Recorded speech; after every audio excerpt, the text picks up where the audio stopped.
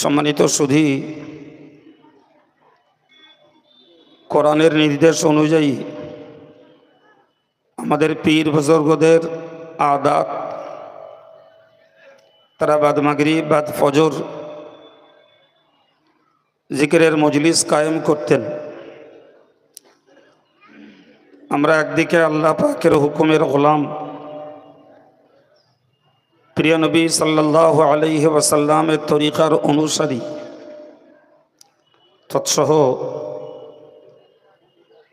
আমাদের পীর বুজুর্গদের সিলসিলায়ে তরিকাতের গুণগ্রাহী।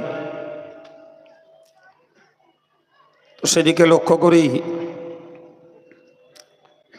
আমাদের সংগঠনের সব প্রতিষ্ঠানগুলোতেই বুজুর্গদের রুহানি দোয়া ফয়েজ পাওয়ার আশায় আমরা কিছুক্ষণের জন্য জিক্রে ইলাহিতে মশগুল হই।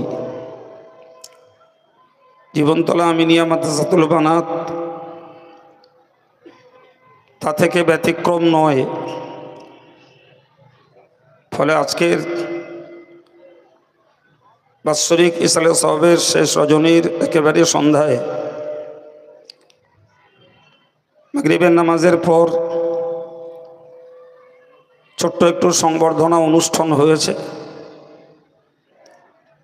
পরপরই আমরা আমাদের পূর্ব ঘোষিত প্রোগ্রাম অনুযায়ী জিকিরের মজলিসের সূচনা করছি। ইতিপূর্বে বারবার আহ্বান হয়েছে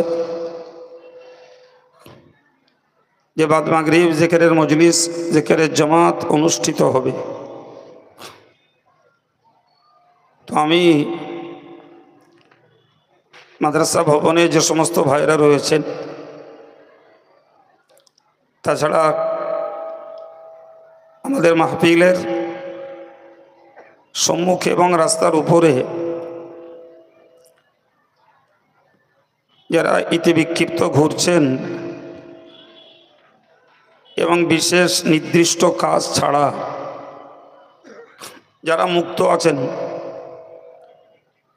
তাদেরকে একটু মজলিসে এসে বসার জন্য একান্তভাবে অনুরোধ করছি।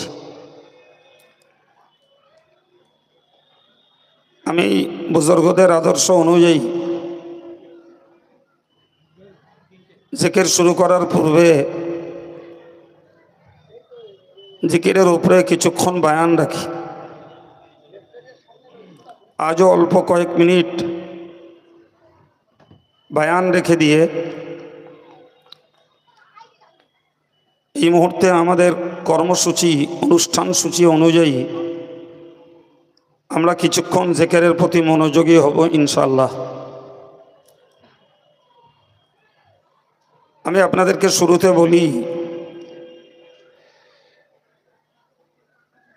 জিকির করার নির্দেশ স্বয়ং আল্লাহ দিয়েছেন। যে জিকির একটি করা যায় অন্তরের দ্বারা, যাকে আরবি পরিভাষায় বলা হয় জিক্রে কলবি। অর্থাৎ আমরা যে কাজটাই করতে যাই সেই কাজটাকে যেন আল্লাহকে স্মরণ রেখেই করি। ওটাও এক পর্যায়ের জিকির। তিনি যে কাজ করতে আদেশ করেছেন আমরা সেটাকে করব, যে কাজ করতে নিষেধ করেছেন ওই আল্লাহকে স্মরণ রেখে সে কাজটাকে ছাড়ব। এটাই আল্লাহ পাকের জিকির। আলহামদুলিল্লাহ, যারা দিনদার, ইমানদার, আল্লাহর পথের পথিক মানুষ, তাদের প্রতি আমরা আস্থা রাখতে পারি যে তেনারা আল্লাহর আদেশ মতো নিজের সংসার এবং ধর্মজীবনের কাজকে সম্পন্ন করেন। আর যে কাজে আল্লাহ বাধা দিয়েছেন, নিষেধ করেছেন, সে কাজকে তিনি তার সংসার এবং ধর্মজীবন থেকে পরিত্যাগ করেন। তো ওটাই হলো প্রকৃতপক্ষে কলবি জিকির। আর এই কলবি জিকিরটাকে আমাদের কার্যকর করতে গেলে জিকিরে লিসানি তথা জবানের জিকিরের মধ্য দিয়ে কলবের জিকিরের আদাতটা বানাতে হয়। যে মানুষগুলো জবানে আল্লাহ আল্লাহ করেন ওই মানুষগুলো হৃদয়েও আল্লাহর স্মরণ জমে যায়। ফলে যখনই তিনি কোনো কাজের মুখোমুখি হন এক মুহূর্তে তার বিবেকের সিদ্ধান্ত চলে আসে যে এই কাজটিতে আল্লাহ রাজি আছেন না আল্লাহ নারাজ। যদি আল্লাহর খুশির বার্তা পাওয়া যায় তখন সে কাজটাকে আল্লাহর বান্দাবান্দি সম্পন্ন করেন। যে কাজে আল্লাহ বেজার আল্লাহ নারাজ সেই কাজটা থেকে তিনি তখন বিরত থাকতে পারেন। আমরা এই মুহূর্তে বসেছি বাবু, এই যে বসেছি এটাও ওই আল্লাহর স্মরণ করেই বসেছি। আর কিছুক্ষণ আমরা জবান দিয়ে আল্লাহ পাকের ইসমে আজম এবং তার তাওহীদের কালেমার জিকির করব এবং এই অভ্যাসটাকে আমরা আজকে হজের মজলিসেই শুধু শিখব না, বরং এটাকে আমরা প্রতি সকাল সন্ধ্যায় যিনি যেখানেই থাকি আর সময় যত সংক্ষেপ হোক আল্লাহর জিকিরে একটু সময় দিয়ে তবে আমরা অন্য কাজে মনোযোগী হব। এই পোক্তা নিয়তটুকু আমাদের সকলের থাকা দরকার। কারা কোন শায়খের কাছে কোন পীরের কাছে নিসবত লাগিয়েছেন, কে কোন পীরের কাছে মুরিদ হয়েছেন, কে বা হননি, আমি এই বিশ্লেষণ করতে আপনাদের কাছে বসিনি। আমি মৌলিক কথা আপনাদেরকে বোঝাচ্ছি। এই পীরের কাছে মুরিদ হই বা নাই হই,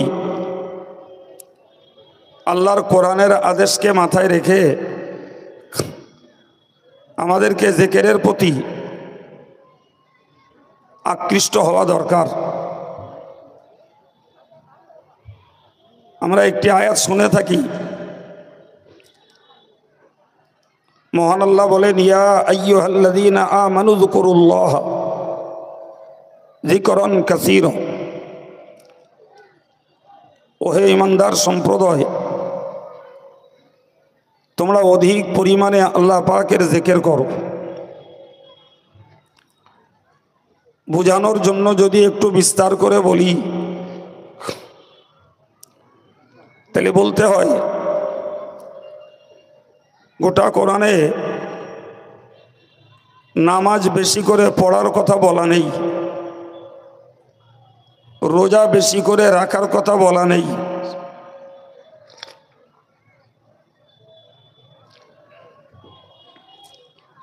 যাকাত পরিমাণে বেশি করে দেওয়ার কথা বলা নেই, হজ অনেকবার করার কথা বলা নেই বাবা। আর এটা সম্ভব নয়, কারণ ফরজ নামাজের রাকাত বিধিবদ্ধ। সারাদিন মিলে 17 রাকাত ফরজ নামাজ, ওয়াজিব নামাজ 3 রাকাত।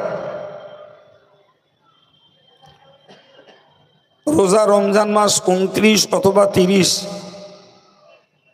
এই দুটি নির্ধারিত সংখ্যা। রমজানের রোজা 28টাও নয়, 31টাও নয়, সুতরাং ওরও পরিমাণটাও নির্ধারিত।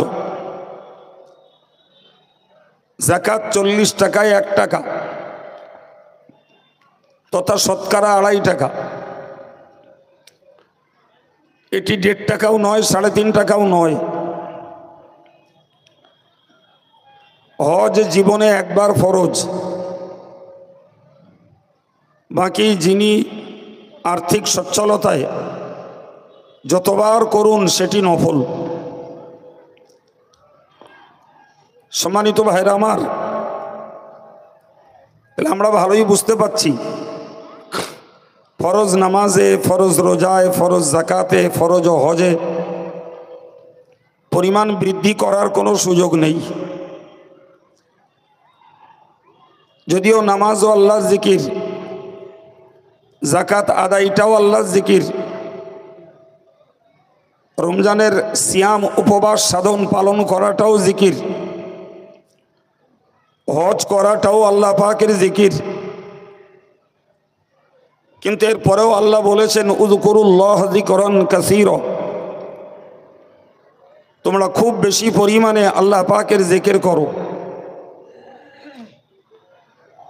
এই জিকির থেকে মর্মই হলো জবানে বেশি বেশি করে আল্লাহর নামকে জপ করা,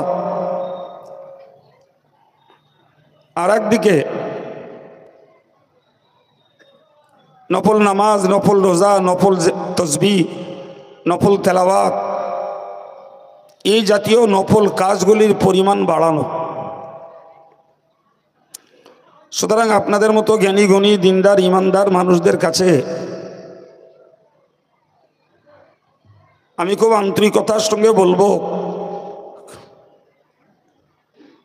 যে আমরা পীরের কাছে মুরিদ হই আর নাই হই, আল্লাহর নামের জপ জিকিরটার পরিমাণ আমাদের একটু বাড়ানো প্রয়োজন। কারা কতটা করেন আমার জানা নাই, তো আমি আপনাকে আমার পক্ষ থেকে আদেশ করছি না বাবু, আদেশটি করেছেন আমার আল্লাহ। আমি সেই আল্লাহর কথাটিকেই আপনাদেরকে শোনাচ্ছি। আজকের জীবনতলা আমিনিয়া মাদ্রাসাতুল বানাতের বাৎসরিক ইসালে সাওয়াবের মজলিসে আমরা একটু জিকির করব। আমার এর থেকেও বড় দাবি হলো এই জিকিরটাকে আমরা দৈনিক বাদ মাগরিব এবং বাদ ফজর কিছুক্ষণ অনুশীলনই করব। যত কর্মব্যস্ততাই থাক, কিছুক্ষণ বসে একটু আল্লাহ আল্লাহ করব, তারপরে নিজের কাজের দিকে মনোবৃত্তি দেব। এই নিয়তটুকু যদি আমরা করে নিতে পারি,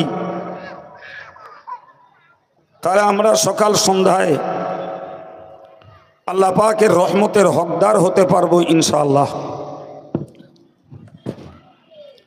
কোরআন শরীফে আল্লাহ বলেন ওযকুর রাব্বাকা ফী নাফসিকা তাদাররুআন ওয়া খুফিয়া। এই জায়গাটা কি কথা বলছেন? এই জায়গাটা পিছনে আল্লাহ বললেন নবীকে লক্ষ্য করে, নবী তুমি আওয়াজ না করে মনে মনে তোমার রবের জিকির করো, চুপি চুপি তোমার রবের জিকির করো। এবং সেখানেই বলেছেন দুনাল জাহরি মিনাল কওলি বিল গুদুবি ওয়াল আসাল।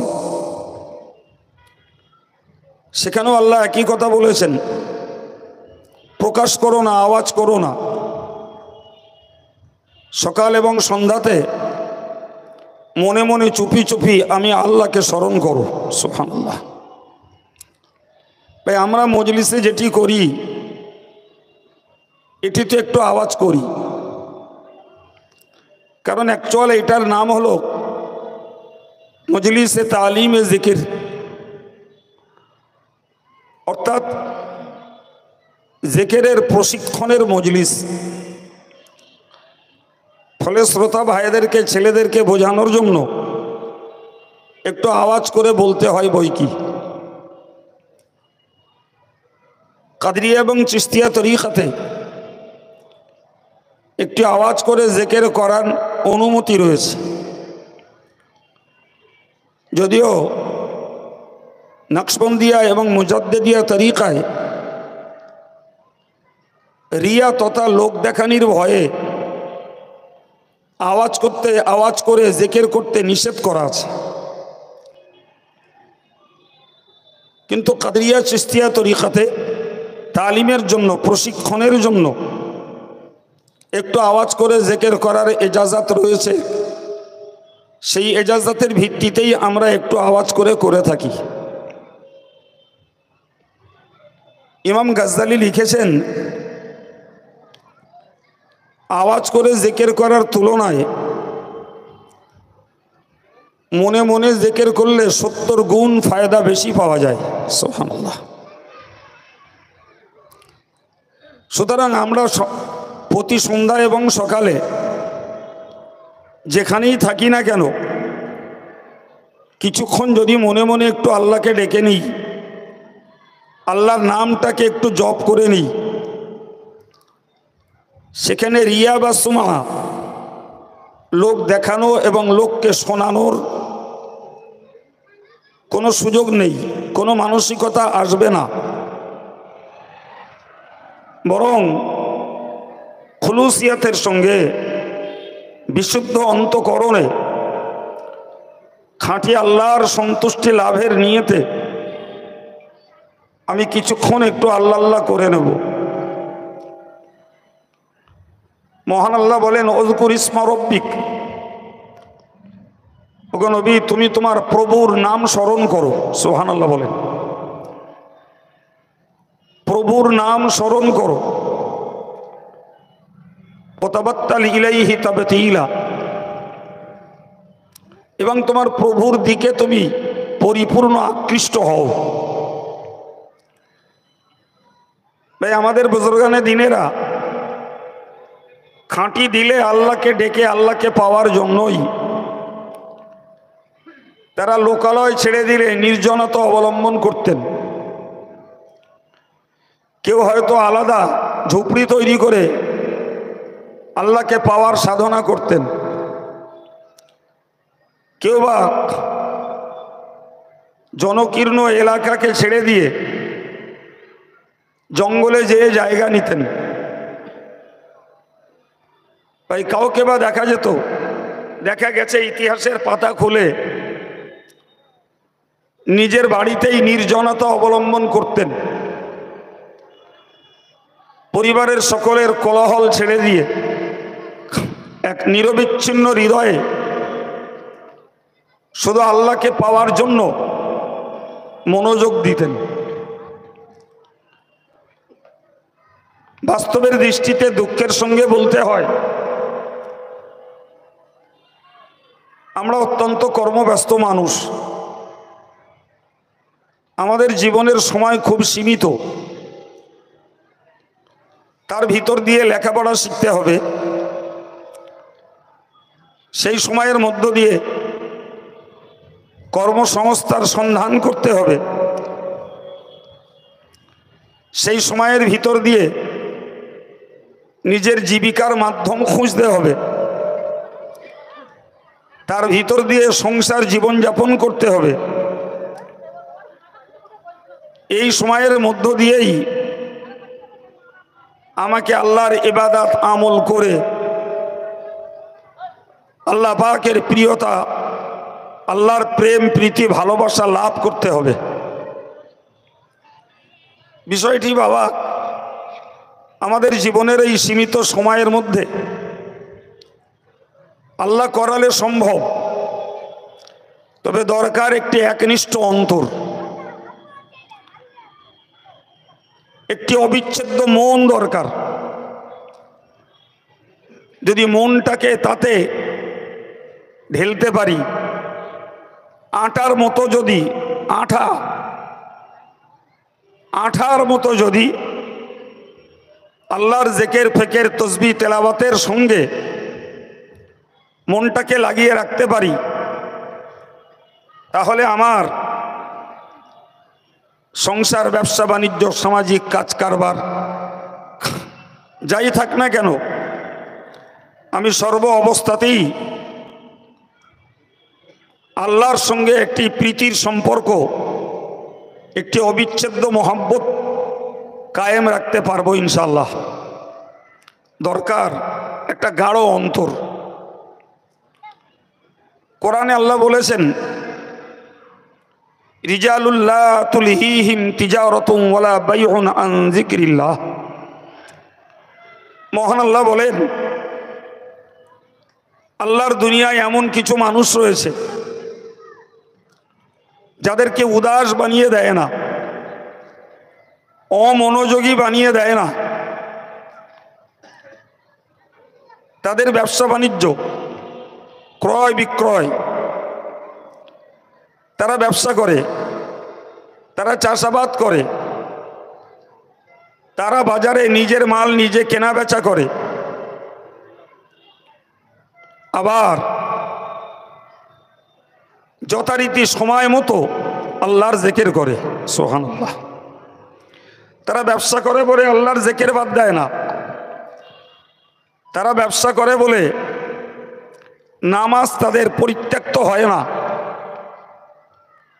তারা ব্যবসা বাণিজ্য করে বলে তারা যাকাত আদায়ে কৃপণতা করে না। তারা ব্যবসা বাণিজ্য করে বলে কিয়ামতের দিনটাকে তারা ভুলে যায় না। সুবহানাল্লাহ বলেন। ভাই, এই মনটা একজন ধার্মিকের জীবনের মস্ত বড় সম্পদ।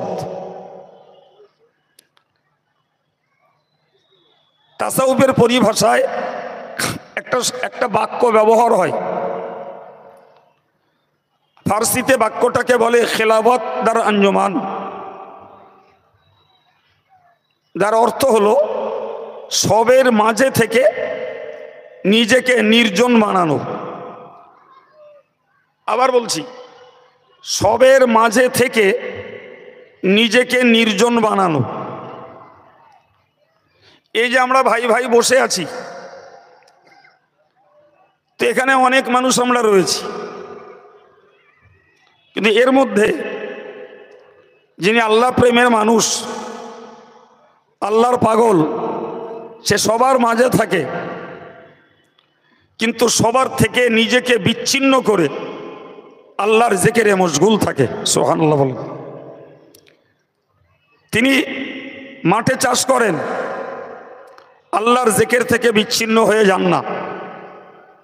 তিনি বাজারে বাজার করেন, আল্লাহর জিকির থেকে বিচ্ছিন্ন হয়ে যান না। তিনি সিটিং মিটিংয়ে বসেন, আল্লাহর জিকির থেকে অমনোযোগী হয়ে যান না। এটাই হলো খেলাফত দার আঞ্জুমান। সবের মাঝে থেকে কথাবার্তায় শরিক হচ্ছি, কাজকামেও শরিক আছি, কিন্তু ওই মানুষটা আল্লাহকে ভুলে যায় না।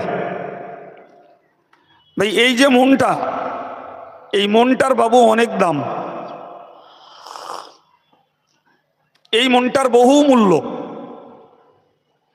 এ মনের মানুষটা কখনো আল্লাহর দিন শরীয়তের বিপরীতে অবস্থান নেয় না বাবা। আমরা বাকি মানুষগুলো এক কাজে মশগুল, তো সে কাজেই মশগুল। কাজটা আমার করতে হবে, কিন্তু আমি আল্লাহকে ভুলে কাজটা করব না,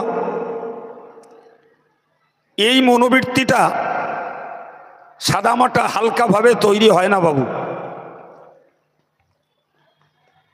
আপনাদেরকে কোরআনের একটা সরল কথা শেখাই। আল্লাহ বলেছেন, ফাইযা কুদিয়াতিস সালাত, তোমাদের যখন নামাজ সম্পন্ন হয়ে যায়, সে জোহর হোক, আসর হোক, মাগরিব হোক, এশা হোক, ফজর হোক, নামাজ যখন তোমার কমপ্লিট, ফান্তাশিরু ফিল আরদ, তুমি জমিনে ছড়িয়ে পড়ো।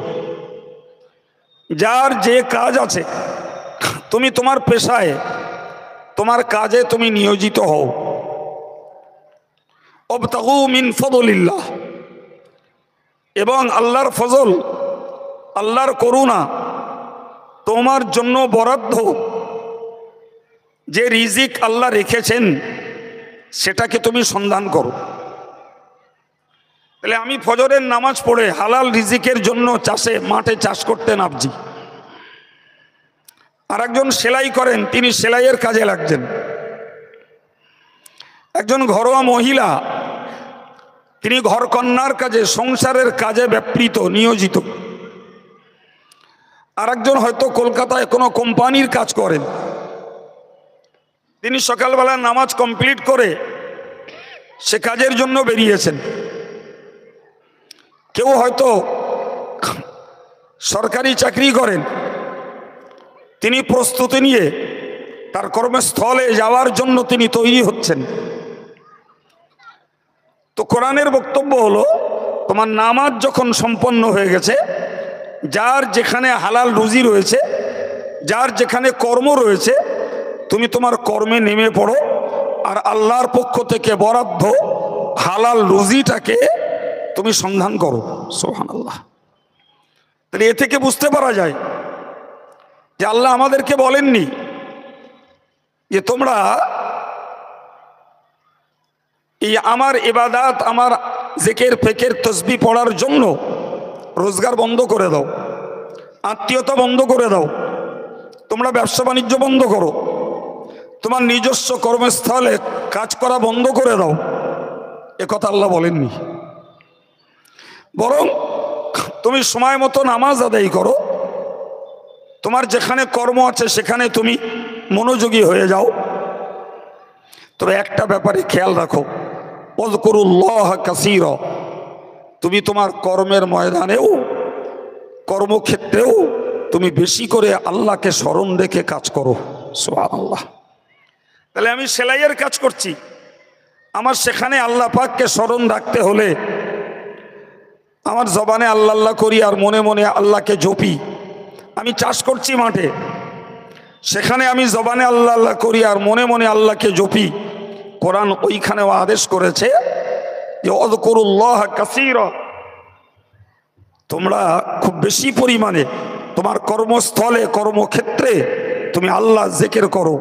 লাআল্লাকুম তুফলিহুন, আশা করা যায় তুমি সফলতা লাভ করতে পারবে। সুবহানাল্লাহ। তোমার উদ্দেশ্য সাধিত হবে। তুমি যে উদ্দেশ্যে, যে কাজে মনোযোগ দিয়েছো, নিয়োজিত হয়েছ, তোমার কাজ ওই জিকিরের ওসিলাতে সুসম্পন্ন আল্লাহ করাবেন। সুবহানাল্লাহ। সম্মানিত ভাইরা, লোক সংখ্যা যাই হোক, আর যে বয়সী মানুষ আমরা মজলিসটাতে বসি, আমি খুব সাবলীল সাধু প্রাঞ্জল ভাষায় শুরু থেকে পর্যন্ত একটা মন তৈরি করার মতো কিছু কথা আলোচনা করতে চেষ্টা করছি। আল্লাহ করাচ্ছেন, আলহামদুলিল্লাহ। আমি জিকিরের প্রতি মনোযোগী হওয়ার আগে আপনাদেরকে একটা হাদিস শোনাই, হাদিসটিকে আলোচনা করি। আমরা একটু খাস জিকিরের প্রতি মন দেব ইনশাল্লাহ। আল্লাহ পাকের নবী বললেন, আলা উনাব্বিকুম, আমি কি তোমাদের খবর দেব না, আমি তোমাদেরকে বলবো না, বিখাইরি আমালিকুম, তোমাদের যত আমল রয়েছে তার মধ্যকার শ্রেষ্ঠ আমলের কথা বলবো না? তাহলে আমাদেরকে প্রথমত কনসাস হতে হবে, সতর্ক হতে হবে যে যে কথাটি রাসূলুল্লাহ বলবেন সেই কথাটির প্রথম গুরুত্ব হলো সেটি সমস্ত আমলের মধ্যে শ্রেষ্ঠ আমল। সুবহানাল্লাহ বলেন। দ্বিতীয়ত বললেন, ও আযকা ইনদা মালিকিকুম, যে আমলটি মালিকের কাছে অত্যন্ত পবিত্র, সর্বাপেক্ষা পবিত্র আমল। তিন নম্বরে বললেন, ওয়ারফাইহা ফি দারাজাতিকুম, তোমার আমলগুলোর মধ্যে ওই আমলটা সম্মান বৃদ্ধিকারক আমল, ওই আমলটা করলে পরে সম্মান বৃদ্ধি পায়, আল্লাহ বৃদ্ধি করে দেন। বলুন সুবহানাল্লাহ। 4 নম্বরে বলেছেন, ওই আমলটা খায়রুম মিন ইনফাকি যাহাবি ওয়াল ফিদ্দা ও ফি রিওয়ায়াতিন ওয়াল ওয়ারাক। রাসূল বলেছেন ওই আমলটা সোনা রূপো দান করার থেকেও শ্রেষ্ঠ আমল। সুবহানাল্লাহ। 3 নম্বরে, 5 নম্বরে বলেছেন খায়রুন আন তালকু আদুওয়াকুম ওয়া তাদরিবু আনাকাহুম ওয়া ইয়াদরিবু আনাকাকুম। আল্লাহ পাকের নবী বলেন, ইসলামের পক্ষে, ন্যায়ের পক্ষে, সত্যের জন্য তুমি শত্রুর মোকাবেলায় লড়াই করতে নেমেছো, কখনো তোমরা তাদেরকে মারছো, তারাও সুযোগ বুঝে তোমাদেরকে মারছে। তার মানে যে জেহাদের ময়দানে জীবন নিয়ে খেলা, জীবন দেওয়া নেওয়ার যেখানকার কর্মসূচি, সেই জেহাদের ময়দানে জেহাদ করার থেকেও শ্রেষ্ঠ আমল। একটু জোরে বলেন। প্রিয় ভাইরা আমার, এই 5টা কথা আল্লাহ পাকের নবী বললেন। আমি আর একবার গুনে দিচ্ছি, তোমার আমলের মধ্যকার শ্রেষ্ঠ আমল এবং আল্লাহর কাছে সর্বাপেক্ষা পবিত্র আমল এবং মর্যাদা বৃদ্ধির আমল, সোনার উপর দান করার থেকেও সেরা আমল, আর শত্রুকে হত্যা করে দেয়া আর শত্রুর তলোয়ারে নিজেকে শহীদ হওয়া, এর তুলনায় শ্রেষ্ঠ আমল।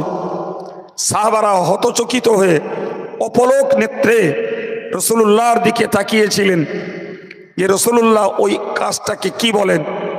সাহাবারা সবাই বললেন ক্বালু বালা ইয়া রাসূলুল্লাহ, বললেন ইয়া রাসূলুল্লাহ অবশ্যই আপনি বলুন, এত গুরুত্বপূর্ণ এত মহত্বপূর্ণ আমলটা কি আমল? ক্বালা রাসূলুল্লাহ সাল্লাল্লাহু আলাইহি ওয়াসাল্লাম যিকরুল্লাহ, ওই আমলটাই হলো আল্লাহ পাকের জিকির। একটু মন খুলে বলেন। ভাই অবাক হয়ে যাই, আর সত্যিটা বলতেও ভালোবাসি। আমাদের দেশ জুড়ে পীর অলিদের প্রতি আমাদের ভক্তি মহব্বত, পীর অলিদের ব্যাপারে ভক্তির বুলি আমাদের প্রচুর পরিমাণে আছে বাবা, এটা অস্বীকার করা যাবে না। কিন্তু যে মানুষগুলোকে ভক্তি করছি, যাদের মহব্বতের প্রকাশ করছি, আমরা তাদের জীবনটার বুনিয়াদ, তাদের জীবনটার ভিত্তি তারা দাঁড় করিয়েছেন আল্লাহর জিকিরের উপর। আল্লাহর জিকিরের উপরই তাদের অসাধ্য সাধনার, আধ্যাত্মিকতার, সুফিইজমের, সুফি তত্ত্বের ভিত্তি হলো মূলত আল্লাহ পাকের জিকিরের উপর। সম্মানিত ভাইরা আমার, সেই জিকির থেকে আমরা আম খাস সব শ্রেণীর মানুষ বর্তমানকালে বলতে পারা যায় অমনোযোগী, অনীহা, অবজ্ঞা, এর প্রতি আকর্ষণ আমাদের নেই বললেও চলে। যাই হোক, আমরা কিছু নগণ্য মানুষ অল ইন্ডিয়া সুন্নতুল জামাত নামে আমার আব্বা আলহাজ হাফেজ মরহুম শামসুর রহমান সাহেবের প্রতিষ্ঠিত এই সিলসিলায়ে মুজাদ্দেদে জামানের মতাদর্শের একটি কর্মসংগঠন। এই সংগঠনটার অধীনে দেশে যতগুলি ছেলেদের মাদ্রাসা, মেয়েদের মাদ্রাসা বা শিশুদের জন্য ইসলামিক কেজি স্কুল যা চলছে, যেখানেই হয় বাৎসরিক অজ মজলিস অনুষ্ঠান, আমরা চেষ্টা করি আমাদের পীর অলিদের আদর্শ আখলাকটাকে ধরে রাখার জন্য অল্প হলেও একটু জিকির করে তাদের রুহানি দোয়া ফয়েজ, রাসূলুল্লাহর রুহানি দোয়া ফয়েজ, খাস আল্লাহ পাকের কোরআনের হুকুমটাকে তামিল করার জন্য, আমলে পরিণত করার জন্য আজকের সেই নিয়ত নিয়েই আমাদের এই প্রোগ্রাম। আলহামদুলিল্লাহ, বেশ কিছু মানুষ শুরু থেকেই এ টু জেড কথাগুলো শুনেছেন, কিছু মানুষ পরপর এসে বসেছেন। আল্লাহ সকলকে এই মহামূল্যবান, মহত্বপূর্ণ, গুরুত্বপূর্ণ এই জিকিরের প্রতি আমাদের সকাল সন্ধ্যায় সকলকে আকৃষ্ট করেন, অবসর দেন, অবকাশ দেন, যে একটি সকাল একটি সন্ধ্যা আল্লাহর জিকির শূন্য আমাদের না কাটে। সকলেই বলি আমিন।